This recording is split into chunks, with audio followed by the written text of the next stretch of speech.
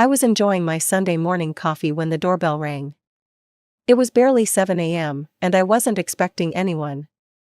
Reluctantly, I put down my mug and walked to the door. When I opened it, I nearly dropped my coffee. Surprise, my older sister Linda stood there with her husband Rob and their 5-year-old daughter Amy. "Linda, what are you doing here?" I asked, genuinely shocked. I hadn't seen my sister in almost a year. We weren't exactly close. Most of what I knew about her came from our parents, who never missed an opportunity to update me on her life. "Can we come in, Jessica? It's freezing out here," Linda said, already pushing past me with her bags. Rob nodded awkwardly and followed her inside with more luggage. Amy trailed behind them, clutching a worn teddy bear. "What's with all the bags?" I asked, watching as they dumped everything in my entryway. Linda turned to face me with a smile that didn't quite reach her eyes. "We need a place to stay until we get our own house. We already have several options we're looking at." "Your own house?" I couldn't hide my surprise. Last I heard from my parents, Linda and Rob were struggling financially. They had always rented apartments, moving every few months when they couldn't make payments. "Did you guys suddenly win the lottery or something?" "No, but we've been saving," Rob said, not meeting my eyes. "Things are looking up." I hesitated. My house wasn't huge, but I had enough space for guests. Still, something felt off about this whole situation. "How long are we talking about?" I asked. "Just a few weeks, a month tops," Linda replied quickly. "We'll be out of your hair before you know it." Against my better judgment, I nodded. "All right, I guess you can use the guest room. Amy can sleep on the pull-out sofa in the den." "Perfect," Linda clapped her hands together. "Oh, by the way, Amy's allergic to legumes and nuts. We'll need to be careful with food." "I remember," I said, "when Amy was born, Linda had made sure everyone knew about her allergies. But I'm not cooking separate meals, you'll have to handle that yourself." Linda's smile faltered for a second. "Fine, but you'll still be buying groceries, right? Just remember what you can't bring into the house now." By evening, I was already regretting my decision. Linda and Rob had taken over my house like they owned it.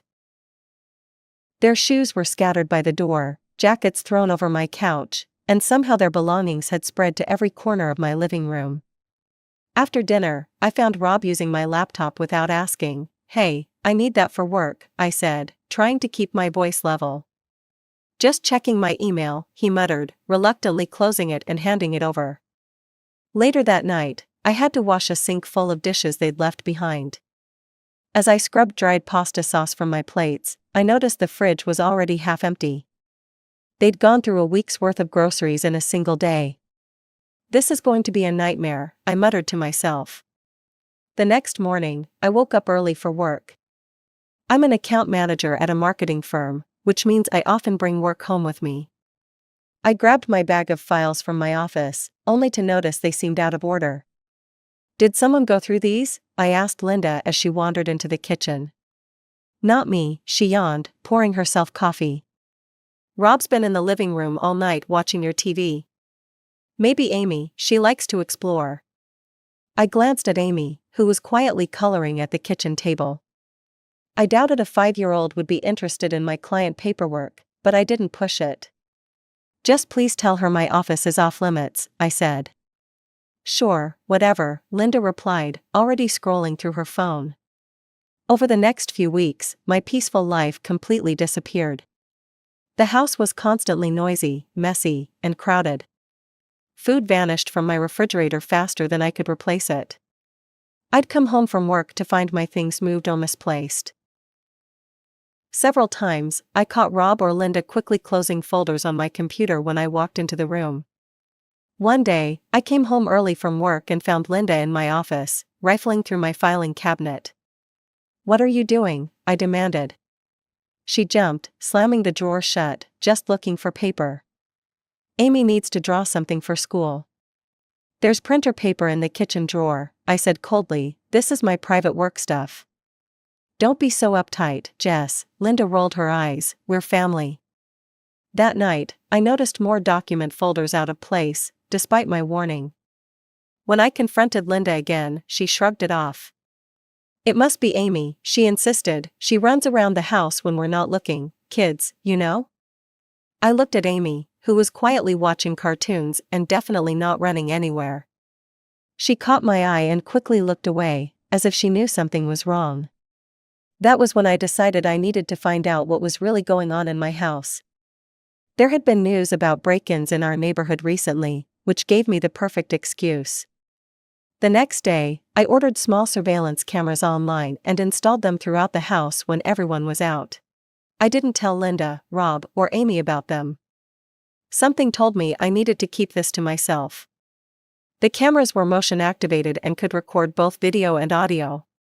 I placed them strategically, one in my office, one in the living room, one in the kitchen, and one by the front door. After installing the cameras, I didn't have to wait long for answers.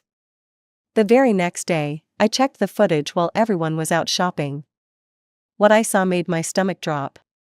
There on my computer screen was Linda and Rob in my office, methodically going through my filing cabinets. They weren't just casually looking, they were searching for something specific, opening folders, examining papers, and putting everything back exactly as they'd found it. I felt sick. It wasn't Amy going through my things at all, it was my own sister and her husband. And they were looking for something specific. Over the next few days, I watched more footage. They searched my bedroom when I was at work, looked through my desk drawers, and even checked inside books on my shelves. I decided to upgrade my cameras to record audio as well, hoping to discover exactly what they were after. A week later, I hit the jackpot.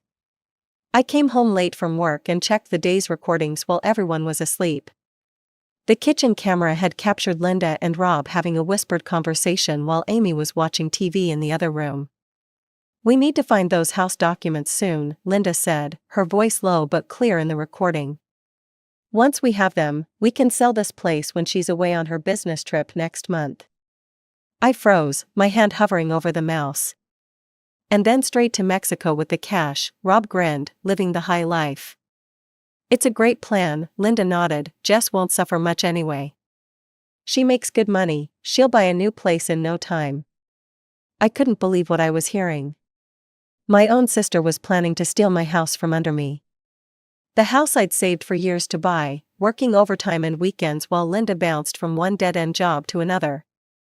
I watched more recordings over the next few days, feeling like I was in some bizarre reality show. Then I found another conversation that chilled me to the bone. "We need a plan B," Linda told Rob as they sat on my porch one evening, "just in case. We should be proactive." "What are you thinking?" Rob asked. Linda lowered her voice, but the camera picked it up clearly.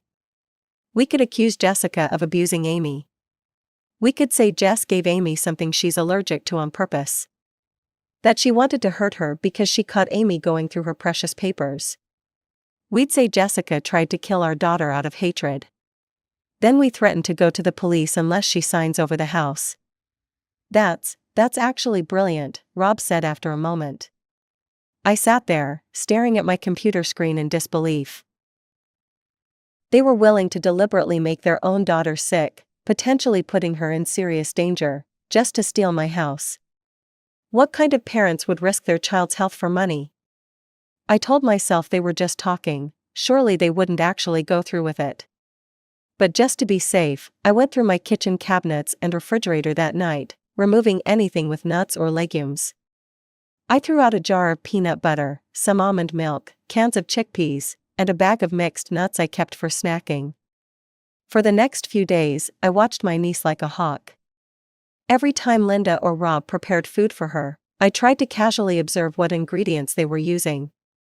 But I couldn't be there all the time. I still had to go to work, run errands, and live my life.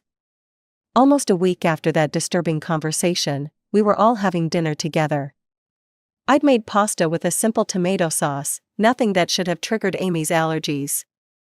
We were halfway through the meal when Amy started coughing. At first, I thought she might have just choked on her food. But then her face began to turn red, and her coughing got worse. She started grabbing at her throat. "Amy?" I stood up, alarmed. "Are you okay?" Linda jumped up dramatically. "Oh my God, Amy, what's happening?" She ran around the table, practically screaming but not actually doing anything helpful. Rob just stood there, watching with an odd expression on his face. Amy's breathing was becoming labored, and I saw hives breaking out on her neck and face. This was a severe allergic reaction, exactly what Linda and Rob had discussed. "Call 911, I shouted at Rob, who didn't move. "Now." When he still didn't react, I grabbed my phone and made the call myself. "Emergency services, my niece is having a severe allergic reaction. We need an ambulance right away." I gave them my address and turned to Linda. "Where's her allergy medication? She must have an EpiPen or something?" It's upstairs," Linda said, still just standing there watching Amy struggle to breathe. "Get it," I screamed, kneeling next to Amy who was starting to lose consciousness. "Run." Linda moved so slowly it was infuriating. It seemed like she was deliberately taking her time, waiting for the ambulance to arrive before providing the medicine that could save her daughter's life. By the time she returned with the EpiPen, Amy was barely conscious. I grabbed it from Linda's hands and administered it immediately, having learned how to use one during a first aid course at work. The paramedics arrived minutes later, rushing in with their equipment. Amy was already responding to the epinephrine, but she was still in danger. "What happened?" one of the paramedics asked as they put an oxygen mask on Amy. Before I could answer, Linda pointed at me. "She did this. She gave Amy nuts even though she knows about her allergy." I stared at her, speechless. "Why weren't you watching what your child ate?" the paramedic asked, looking at all three adults in the room. "Especially knowing she has severe allergies?" "Jessica served the food," Linda insisted. "She must have put nuts in it." "That's ridiculous." I finally found my voice. "I got rid of all the allergenic foods days ago. I haven't bought any nuts or legumes for weeks." "Just admit what you did, Jessica," Linda screamed as the paramedics prepared to take Amy to the hospital. "You tried to poison my daughter." I didn't argue anymore. There was no point in fighting with her in front of emergency personnel who were trying to help Amy. The paramedics loaded Amy onto a stretcher. Linda and Rob followed them out to the ambulance, Linda still shouting accusations over her shoulder as they left. I stayed behind, sinking onto my couch as the door closed behind them. My mind was racing. They had actually done it. They deliberately triggered their daughter's allergies to frame me. I checked the kitchen and found a small container of chopped nuts hidden at the back of a cabinet I'd already cleared out. They must have added them to Amy's food when I wasn't looking. I decided to wait and see what their next move would be. I knew they'd be back, and I wanted to be ready. Hours later, I heard a key in the lock. Linda and Rob walked in, looking tired but oddly triumphant. Amy wasn't with them. "Where's Amy?" I asked immediately. "She's staying overnight at the hospital for observation," Linda said, her voice suddenly cold and calculated, nothing like the hysterical act she'd put on earlier. "No thanks to you." Linda pulled a folded paper from her purse. "I have the hospital report right here. It confirms Amy suffered a severe allergic reaction. Now, we can do this the easy way or the hard way." "What are you talking about?" I asked, though I already knew. "Compensation," Rob stepped forward. "Pay us what we ask, and we won't press charges for what you did to our daughter." I almost laughed in their faces. "Are you serious? You've been living in my house rent-free for weeks, eating my food, using my utilities, and now you want me to pay you?" "We want $100,000, Linda stated flatly, "or we go to the police with this report." "You won't get a cent from me," I said. "Get out of my house." Linda's smile turned nasty. "I don't think you understand the situation. I've already called Mom and Dad, they're on their way over." My stomach dropped. Our parents had always favored Linda. They believed every word she said, no matter how outrageous. I knew exactly how this would play out, but I decided to let it happen anyway. I wanted to see just how far they would all go. Within 30 minutes, my parents' car pulled into my driveway. They burst through the front door without knocking. "Jessica, how could you?" My mother rushed to Linda's side, hugging her dramatically. "Your own niece. Do you have any idea what you've done?" My father's face was red with anger. "Amy could have died. She's making things up, Dad, I said, just like she always has. The evidence speaks for itself, my mother chimed in. The hospital report confirms it was an allergic reaction. Yes, it was, I agreed, but I wasn't the one who gave Amy nuts. My parents exchanged glances with Linda and Rob. They clearly hadn't expected me to stay so calm in the face of their accusations. My father cleared his throat. Jessica, we've been talking, and we think it would be best if you gave the house to your sister. Excuse me? I couldn't believe what I was hearing. You live alone in this big house, my mother added quickly. Linda has a family. And after what happened with Amy, it's clear you're not in a stable enough place to manage a property like this. Are you suggesting I sign over my house, that I paid for with my own money, to Linda because she's accusing me of something I didn't do? I asked incredulously. If you don't agree, Linda said smugly, I'll go to the police. Mom and Dad will back me up. We'll all testify that you've always hated me and Amy. With your history of mental health issues, who do you think they'll believe? By mental health issues, she meant the therapy I'd sought after our grandmother died. Linda had always weaponized that against me. I need to think about this, I said finally, give me until tomorrow. They exchanged victorious glances, clearly believing they had me cornered. After they left the room, I heard my parents discussing moving some of their belongings into my house. They were already dividing up my space as if it belonged to them. I went to my bedroom and locked the door, then I pulled out my phone and called my lawyer, Marcus. He'd helped me with the purchase of my house and had become a good friend over the years. Sorry to call so late, I said when he answered. No problem, Jessica, what's going on? I explained everything, the cameras, the recordings, Linda and Rob's plan, and what had happened to Amy. This is serious, Marcus said when I finished, but if you have video and audio evidence of them planning this, plus footage of them actually administering the allergen, we're looking at multiple crimes here. Fraud, blackmail, child endangerment. This isn't just a family dispute anymore. What should I do? I asked. Meet me at my office first thing tomorrow, he said, bring all the footage. Then we're going straight to the police to file a report.